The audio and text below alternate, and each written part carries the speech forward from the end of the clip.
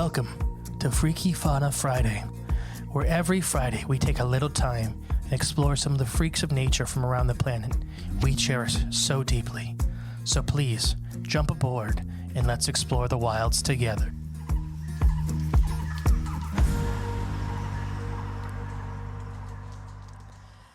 Hello, and welcome back to Freaky Fauna Friday. Oh, we're back at the end of the week. I am the great and powerful Mr. E. And I'm Jay. And together, we're going to bring you a blast from the past. From the past? Mm-hmm. Why the past? I think it's our first fully extinct species. We're doing an extinct freaky fauna? Mm-hmm. Okay. Because keep in mind, 1% of 1% of all life is alive today. Mm-hmm. That's been on this planet. And the rest are all dead. Extinct. Oh, yeah. This planet's had several mass extinctions. Mm. We're going to talk about probably the largest land animal to ever exist. Paraceratherium? No. Oh. So you could fit Paraceratherium, which is one of the biggest mammals to ever exist, right underneath this thing's belly. What is this, some kind of dinosaur? Yes. You did a dinosaur? Argentinosaurus. Argentinosaurus? Now, is there evidence this thing actually existed? Yeah. What do you mean? What do you mean, yeah? A lot of fossils. Fossils, they're kind of up for debate. Now, I'm going to give you one guess where Argentinosaurus was discovered.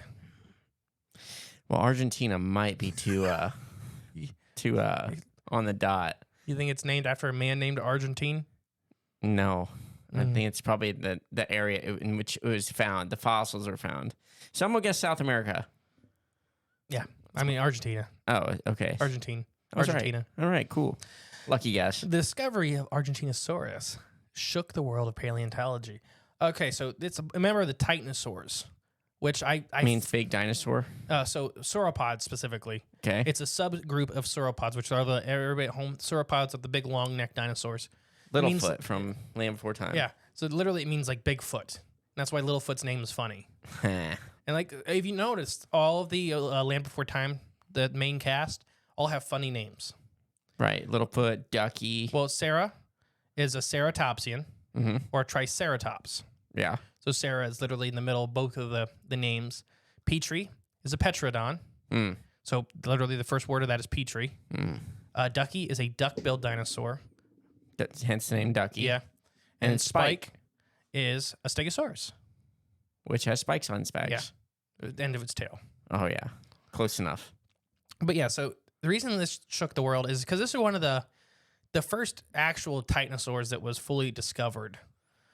So these are guys that before they were discovered, really, they shattered what we thought of life on the surface, like what life on land could get to. Okay, size-wise. Yes. Okay. And height and all of it. It does. And we're going to talk about some of the weird stuff Argentinosaurus, like they don't still understand how it worked. Okay. But so it was around during the Cretaceous period from about 100 million years to 93 million years ago. So it had quite a large reign. 7 million years? Or, yeah. Yeah. It's quite a long time. And then, but there was tons of other species.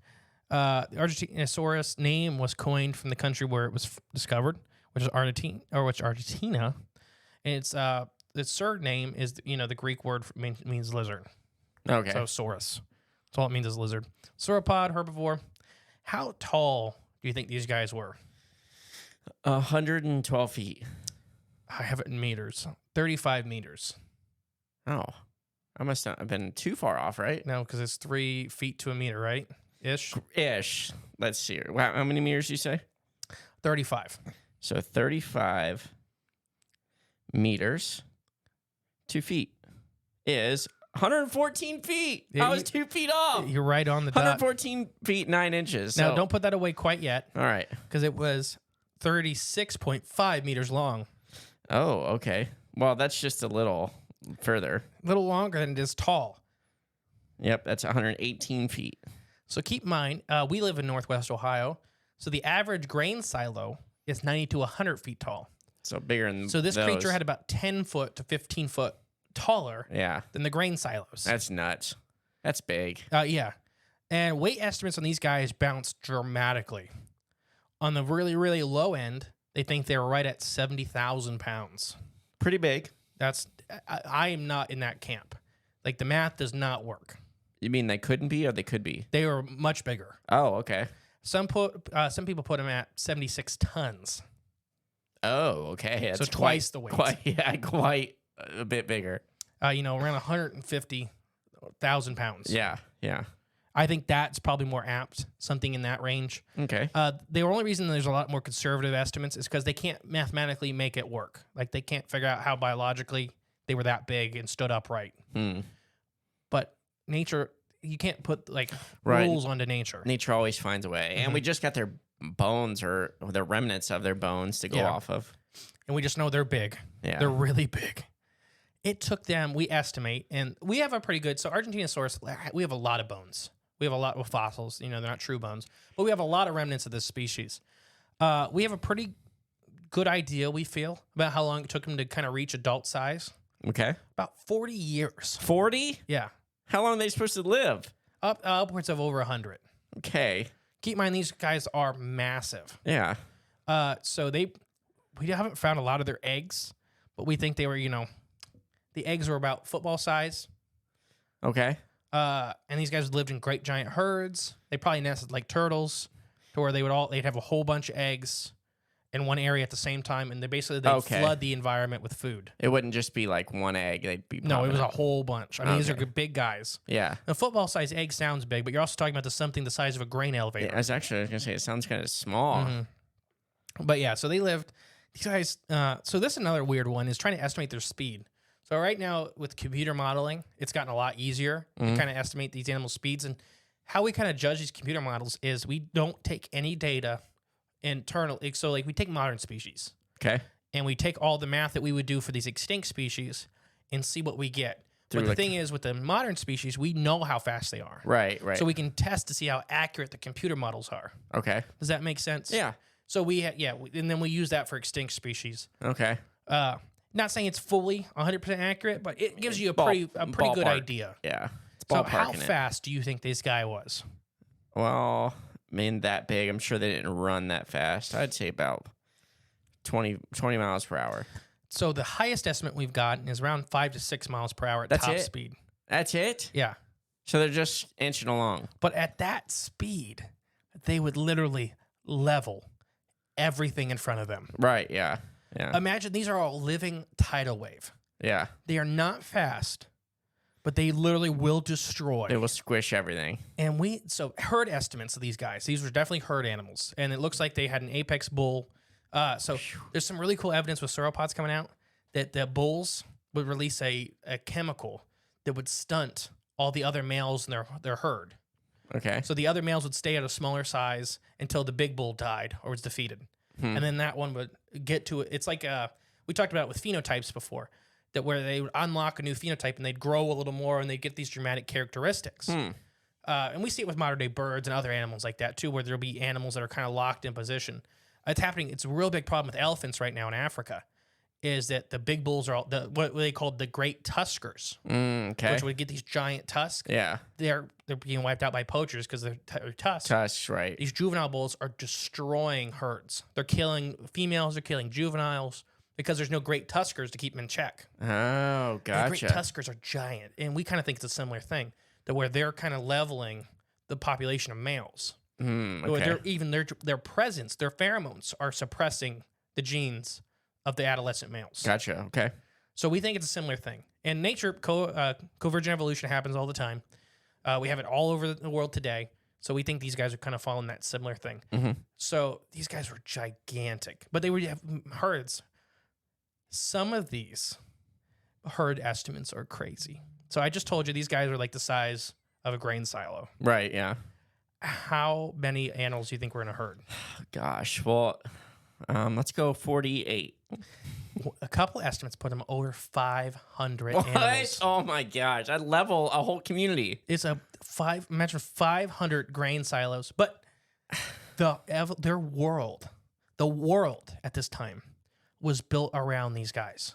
They had to be covered in plants and trees. So if you look at most other herbivorous dinosaurs, they were all lowland grazers.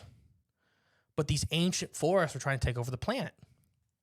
So what would happen is these giant herds would move into an area in level of forest by feeding and just even moving. Right, yeah. Just walking through. But all these other animals would benefit from the grasslands that would spring up after they went through. True. So they were an ecosystem engineer. Whether they were doing it on purpose or not is a whole different question, but their presence in the environment made the environment more suitable for many other species. Other species, yeah. Okay. So you imagine a herd of grain silos, 500 animals. Yeah, you can't stop and some of those estimates come from like trackways and stuff like that, where it's just tons and tons and tons of them. Yeah. Now, early life for these guys is kind of debated, and it's dinosaurs. All of this is debated. Right. All of this is debated. Yeah. I mean, none of these things might even ever have existed. Oh no, they existed. Okay. That's not the debated part? No. Okay. Just behaviors. It's hard, it's hard to judge behaviors. I just like pushing your buttons. Not on this show. But so these guys, what was I even saying? Now you got me all thrown around. Dinosaurs. This is all debated. But now you got me all speculated. We were talking about herd sizes, 500, and then we jumped down. Like this is all. So their early life. That's what I was talking about. There we go. So their early life. Some people think that basically after they lay their eggs, there was no parental guidance, and this is much more of an older thought. Okay. To where they just kind of lay their eggs like sea turtles and just abandon them and let them go. Let them go, and then they make it their own way. Okay. There's a lot more modern thoughts, and there's some evidence to suggest that they were nest builders, and they would actually semi-guard their nest. Pretty much, they'd just stay at, like, imagine a 100-foot tall animal. Yeah, guarding a nest. Because their biggest predator at the time was Giganotosaurus, which is around 40 feet long, 22-foot tall at the shoulder. Like isn't that like a T-Rex looking thing? Cousin, yeah, another theropod dinosaur. Okay. So them preying on that's another heavily debated thing. I personally believe nothing ate the adults. An adult in good health, yeah, nothing is eating that. It's like an elephant in Africa. Lions. What's gonna touch it? Lions will try. Yeah. They will not succeed. Right. Yeah. Now a juvenile elephant, sure. Right. Yeah. An old sick elephant, sure. That's different. But a bull or a female in his prime, in their prime, yeah, not happening. Yeah. I mean, literally, it takes one hit from this animal to squish you. You'd have to be like a sky whale and then paralyze it and absorb it. So we think that they would. So like I said, there's kind of two levels of thought for parental care. Is that they lay like sea turtles, they'd go away, and then those estimates kind of put them. They would rejoin herds around year 7. Okay. So they would go and they'd pick these forest environments to grow up in. The reason they do that is it's hard for large predators to move around in these forest environments. Gotcha. So you think about the Giganotosaurus, kind of think of that T-Rex kind of size. Searching if you're in a tight forest, you can't run full speed. You can't turn on a dime. Right, yeah. So if you're a juvenile sauropod, you're like horse sized to, even giraffe sized. Yeah. It's a lot easier for you to move around the forest than a 40-foot long, 20-foot tall carnivore. Right, yep. So you're dealing with carnivores still. There's still carnivores there, but you're in an environment where you're still going to be the biggest herbivore in there. Right. And you're a juvenile. You're just a baby. At year 7 is what these kind of estimates put them rejoining their herds and having to deal with more bigger predators because they just can't handle being in these tight forests anymore. Right. They're not big enough to knock trees down yet, but they're small or they're too big to be in these leave forests. these environments. Yeah. More modern estimates kind of put these guys as actually having a little bit more parental care. So when parents would either guard the nesting site, like the whole herd would just kind of guard the whole area. Okay. To even some females guarding their individual nest. And then babies would stay with the herd the whole time. I can see either way, I guess. And then there's not a lot of eggs of these guys. So it's hard to kind of tell whether they laid 12 eggs. So they ever find some then? We have eggs. Okay. But it's hard to tell whether, they laid 12 eggs or they laid 200 eggs. Yeah. And that kind of will tell you their parental strategies. When eggs are fossilized, are they like just a no, ball? there's but there's we have bones in them and everything. They actually have the embryos. There's some really good like dromaeosaurs and stuff like that where you can see the whole embryo. That's kind of nuts. So there are modern estimates. Like it's hard because, like I said, it's all kind of. There's some modern estimates that say they only laid 10 to 15 eggs, which would point to a much more heavily parental strategy. Right, yeah. Because if you're having less offspring, you're putting more time into each individual offspring. Right. And we only go all that by our modern observation of animals now, right? Yeah, I mean, that's all. So pretty much, in my opinion, I think they're a lot better parents than early estimates Giving put them credit at. for, yeah. Because there's not a lot of evidence to suggest they just laid mass egg groups. And then took off. And what we think some of those early Titanosaurs, not Argentinosaurus in particular, but these early Titanosaur groups that we'd find these giant nest sites with hundreds and hundreds and hundreds of eggs, we think that was the whole herd's eggs. So they were all laying them Together. in one spot. Yeah. Because Titanosaurs, literally, they'd still be around if it wasn't for whatever wiped the dinosaurs in the Cretaceous. That'd be nuts if they're still around. I bet we wouldn't have these big cities like we do. I think we still would. You think so? I think they would avoid us pretty heavily. Yeah. I mean, think about there's just no food. True, yeah. I just figured they'd get mad. Like, all right, enough of this. Just trample a city as it's going up. I mean, they're only 100 foot tall. It's still bigger. Well, I mean, maybe cities wouldn't have got as big as they've gotten. I mean, a 30-foot wall would have kept them out. You think so? Yeah. 100-foot tall? We keep elephants out with 4-foot tall fences covered in pepper juice. Yeah, but this is 100-foot tall plus. I don't know. So a 30-foot wall with pepper juice. Nah, they won't. They don't They care. get poked and then it burns. And then they're gone forever. So from juvenile, from like when they first hatch to adult size, how many times or percentage? What percentage do you think is their growth? Shoot, I don't know. I don't even know what. 25,000%. Dang, from that age to that age? Yeah. Okay. I like that number, so I had it in there. 25,000%. Mm-hmm. And this is a thing that may be kind of misconstrued with a lot of dinosaurs, is warm versus cold-blooded. Yeah.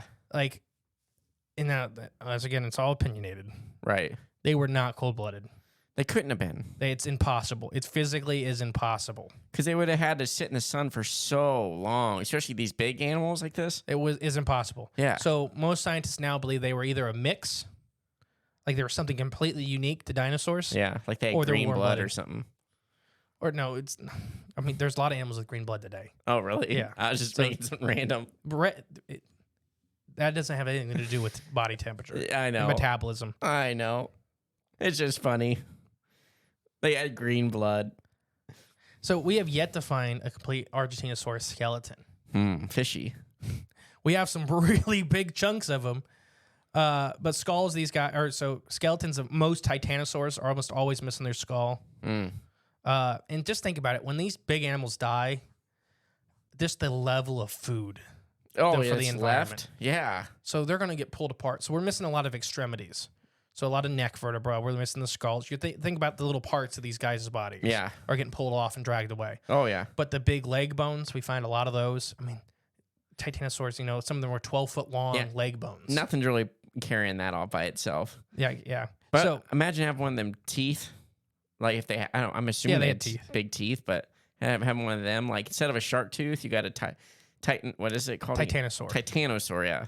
Tooth around your neck. That'd be awesome. So nobody knows how Argentinosaurus held its neck up. Okay. It's we have no idea. I mean, wouldn't it just be like a giraffe? So there's two types of, basically think about it like this. There's two types of sauropods.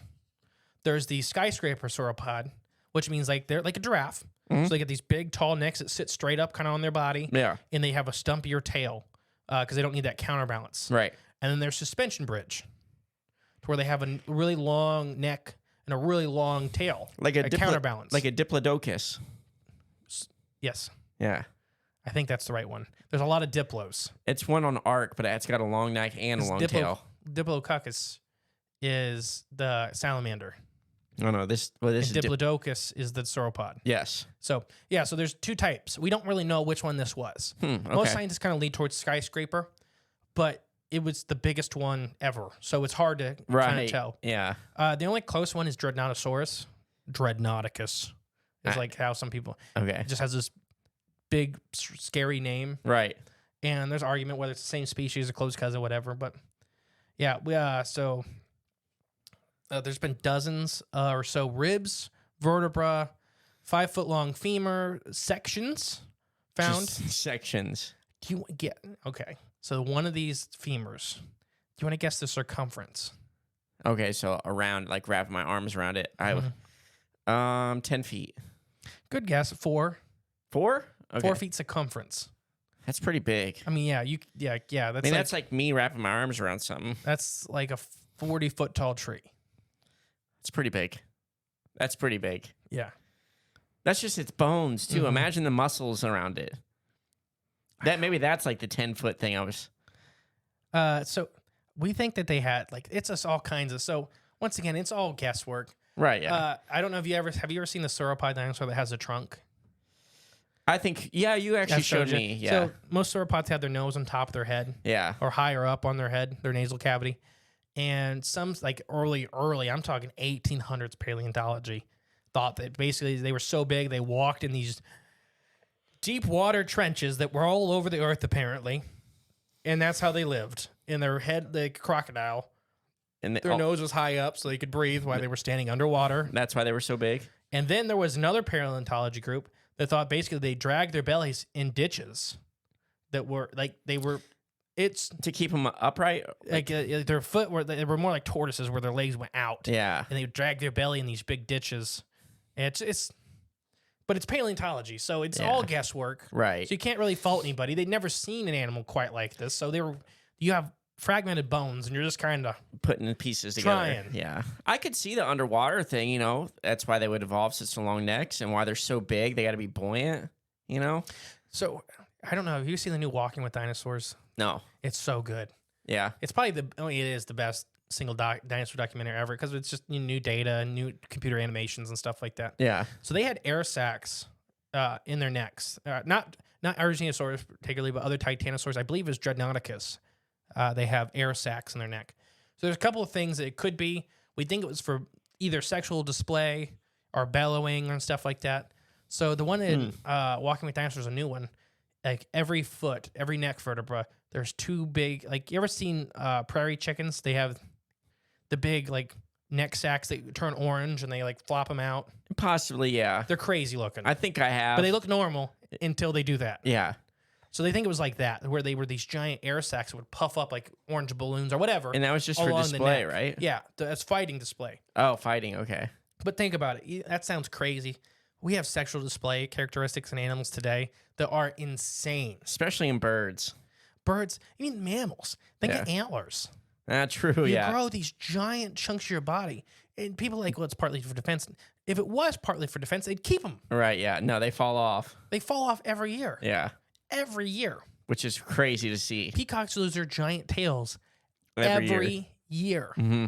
So sexual display is a thing that does happen, and they do get quite dramatic. And here's kind of the point is that like people are like, well, you know, it's negatively affecting the animal. Like peacock giant tails. Males can't really fly. Right. In the wild, they get eaten way more often than females. Yeah.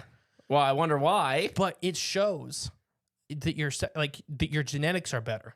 If you're still surviving and you're carrying this gigantic sexual display piece, and you're still surviving, you're still healthy and all this stuff, that shows you have better genes. So if you can donate more of your energy towards this kind of goal, you show to the females that you're worth it. Right, that you're worthy. Your kids are going to have the better opportunity to survive. Be very viable. Yeah. Interesting. So keep in mind, what do we say? 100 tons is kind of like the maximum of this guy. But so about 150 pounds is like where I kind of put him. 150,000 pounds. Right, I know what you meant. Yeah, 150 pounds. 150,000 pounds. It's a pencil. 150 pounds. Oh yeah, it's like sticks. No, 150,000 pounds is where I kind of put him. So it'd take 4 of these guys roughly to equal a blue whale still. Oh, geez, that's insane. So people don't get how big blue whales are. Yeah. Man, we just did that last week, was it? Man, that's insane. So I just like pointing that out. Yeah. Is it? People don't get it. Yeah, they're just massive. Yeah. That's why this Titanosaur is the second biggest. Yeah. Because blue whales first. Yeah. As far as we know, blue whales are the single biggest animal to ever exist. That's crazy. By a long shot. And we talked about blue whales last week. This isn't the blue whale episode, but it's due to several factors. Right. But we think even Titanosaurs may have had hollow bones. So they had honeycomb-like structures is what it's looking like. So their bones were a lot lighter, but a lot stronger. Right, yeah. But they also had air sacs. They had gigantic lungs. They were just monsters. Yeah, that'd be nuts if they were still around. There's an old video that just shows a herd of Argentinosaurus coming into an area. And it just looks like the end of the world. They just wrecked it, yeah. Well, they'd stomp and squish everything. Why do you think redwoods are so big? They had to deal with these guys. Yeah. They literally had animals that were 100 foot tall knocking over every tree. Yeah. All right, let's just So you get had to bigger be than 300 them. foot tall and Yeah. 40 foot thick not to get knocked over. That makes sense. It's our first freaky fauna that was an extinct animal, I believe. Fully extinct. Yeah. Oxalo's is close. Well, true. True. 'Cause there's There's still, but technically- I can still go in the other room and see one. No, you can't. That one in there? That's a hybrid. Still, it's still alive. Technically, oxalo's are extinct. Oh my gosh. Your technicalities. That's- I'm looking at it. Is a wolf dog a wolf? No. Is it a dog? No, it's a hybrid. Yeah. That's what that is. It's still wolf No. in its name. Wolf dog. Yeah, but it's not either. It's Eh. new. Eh. All right. I've been the Great and Powerful Mystery. And I've been Jay. Have a good weekend. I want everybody to go out this week and try to find something that's like 100 foot tall, so you can know. Like, so if you live in a bigger city, look at like 10 stories. If you live in the rural area, your average, not your mega grain elevators, but your average like city elevator, grain elevator, What is about 100 water foot tall. tower? That'd be Guess- pretty close. Maybe probably 120 foot tall. They definitely range in different sizes too. Yeah, so but most of the Midwest, like the small town water towers, are like Yeah. 120 foot tall. Okay. So it'd be a little shorter than that. Yeah. That's a good comparison. Yeah. And, So go out, wave to your local water tower. and imagine that. Imagine 500 of them, and they're walking and eating everything. Yeah. Yeah. You can't even imagine their feet. I mean, just imagine stuff like the other dinosaurs living their time. They dwarfed them. Right. Oh, I had to. Paraceratherium could probably fit underneath this thing's belly, which everybody didn't know yet. We'll do an episode on it eventually. It's one of the biggest mammals to ever live. Might still be alive. Yeah. Maybe. Or a cousin. Or a cousin of. So go out and find a big water tower, find a grain elevator, just so you can get this perspective of how big this thing actually is. And then wave to it and say hi Mm-hmm. and count your blessings. Enjoy the warm weather. Be gratuitous to life. Talk to a mushroom. Talk to a mushroom. Absorb the sunlight. Maybe next week we'll do Bob if everybody's good this week. Yeah. Maybe that'll be the present, the biggest thing ever to exist that we know about biologically. We'll stay on this big kick. Mm-hmm. Yeah. All right, guys. Have a good one. Bye. Bye. Thank you for listening to Freaky Fauna Friday. If you want to help the podcast grow, remember to share and give it a 5-star review.